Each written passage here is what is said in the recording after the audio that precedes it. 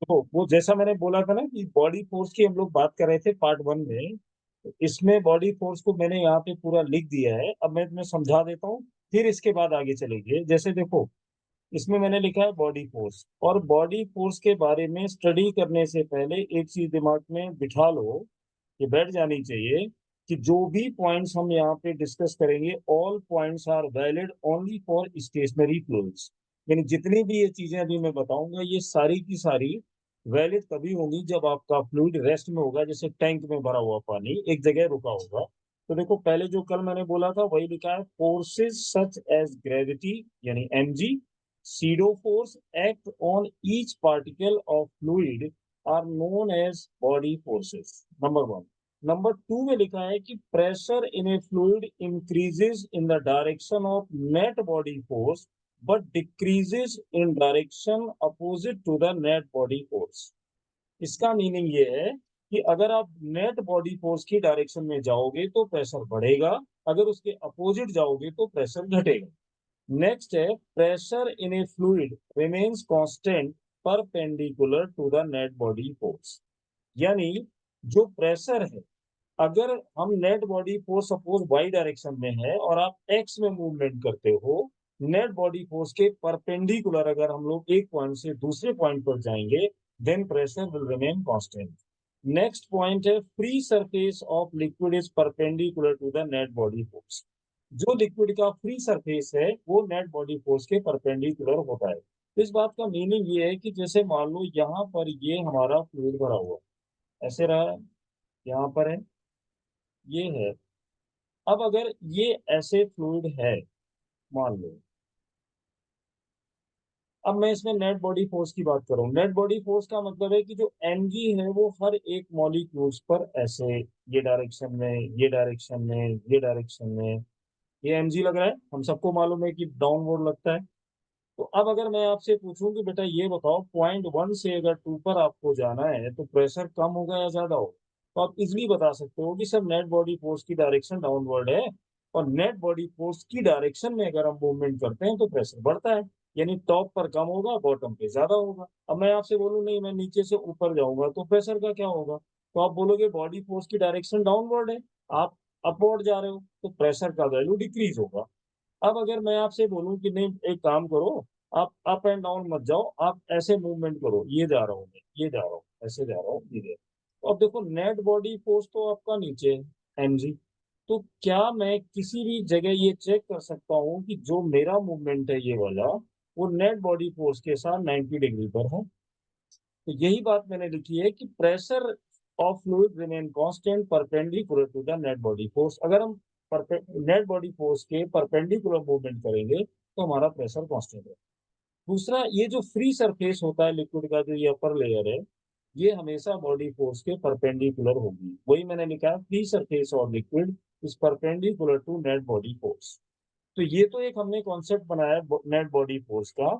अब इस body force के बेस पर ही ये चैप्टर आगे जाएगा, और ये कितनी हेल्प करेगा वो हम लोग आगे देखते हैं।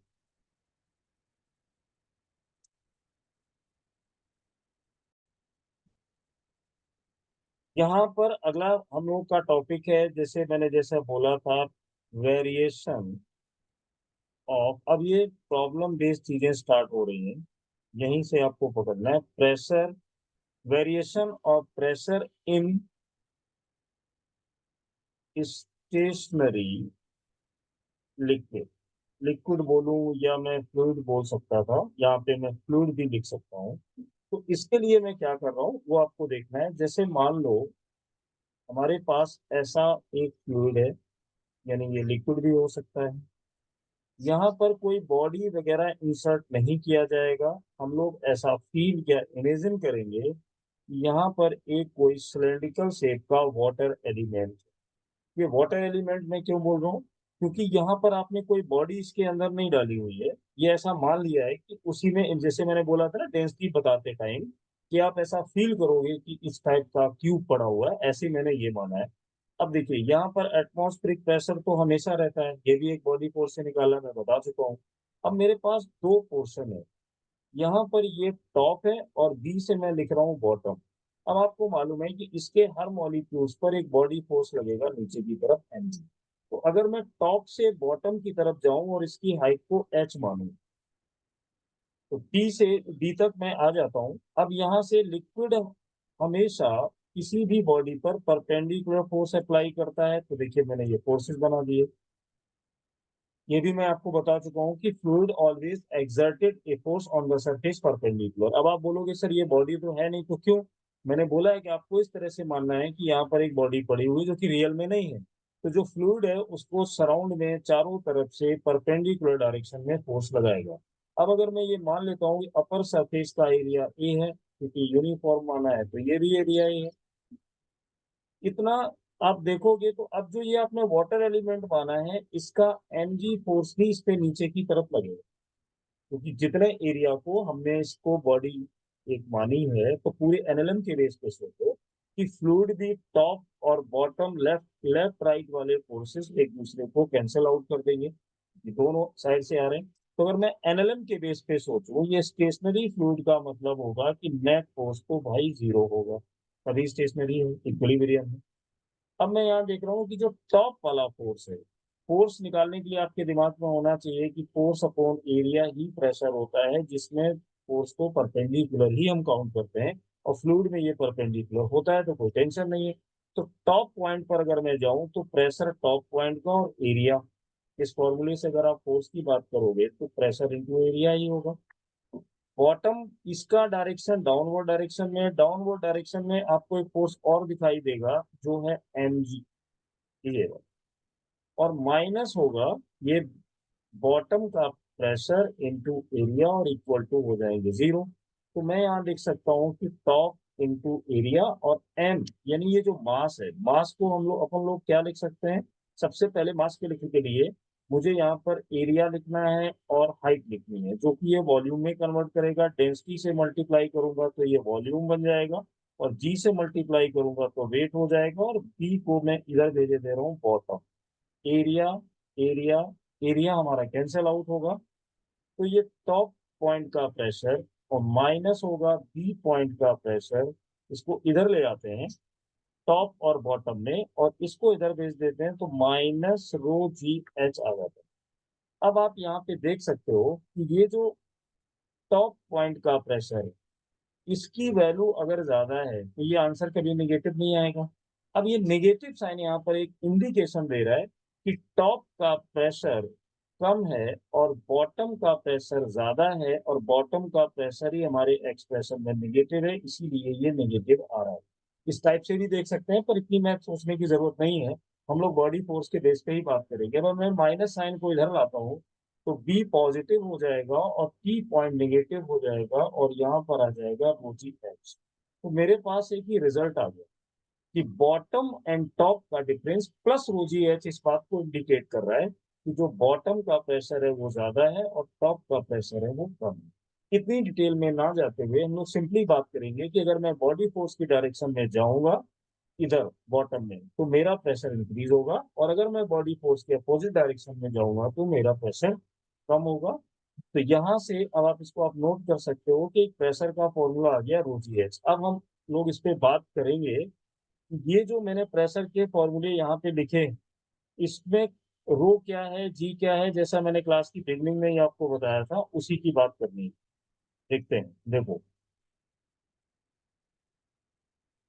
ये मैंने अभी यहाँ पे बताया कि बॉटम टू टॉप फॉर्मूला होगा रो जी एच। अब बच्चे लोग ध्यान से सुनो, यहाँ पर व्हाट इज रो, वेयर रो क्या है, तो रो के बारे में हम लोग बोलेंगे डेंसिटी ऑफ फ्लूइड। ये डेंसिटी ऑफ फ्लूइड हो गई। इसके बाद आएगा जी। ये जी क्या है? इसको एक्सेलरेशन ड्यू टू ग्रेविटी आपको नहीं बोलना है। This is called net body force per unit मास। अब आप बोल सकते हो कि फोर्स अपॉन मास भी तो एक्सलेशन होता है, पर उसमें मास हर पॉइंट का नहीं लेते, हम पूरी बॉडी की बात करते हैं। इसको थोड़ी देर में समझ आएगा। Net body force per unit मास आप समझना चाहो तो नेट बॉडी फोर्स mg था पर यूनिट मास, इसको कैंसिल करेंगे तो g ही आपको बचेगा, जो कि इफेक्टिव g होता है। अब इसको एक्सेलरेशन ड्यूटी क्यों नहीं बोला, समझ गए होगे। इसके बाद h क्या है, देखने से लग रहा है ये हाइट है, नहीं। इसके लिए आपके दिमाग में एकदम क्लियर पिक्चर होनी चाहिए कि this is not displacement, not height, it is distance. ये है आपकी डिस्टेंस बिटवीन टू पॉइंट्स। अभी क्वेश्चन करेंगे तो इन्हीं बातों को रिपीट करना है। Distance between two points along net body force, along net body force, ये एच हो गया। ये तीनों चीजें ध्यान रखनी है कि इसमें जी को एक्सीलरेशन ड्यू टू ग्रेविटी नहीं मानना है। This is called net body force per unit mass and this is not a height और depth, this is distance between two points along net body force. मैं इस पे स्ट्रेस क्यों दे रहा हूँ, ये थोड़ी देर में आपको क्लियर होने लगेगा, पर अभी इस लॉजिक पर ही आपको आगे बढ़ना है। अब यहां से जैसे मैं एक छोटा सा एग्जांपल लेके बात करूँ, यहां से मैं एक क्वेश्चन पहले लिख देता हूं जिससे कि अपना टाइम बच जाएगा।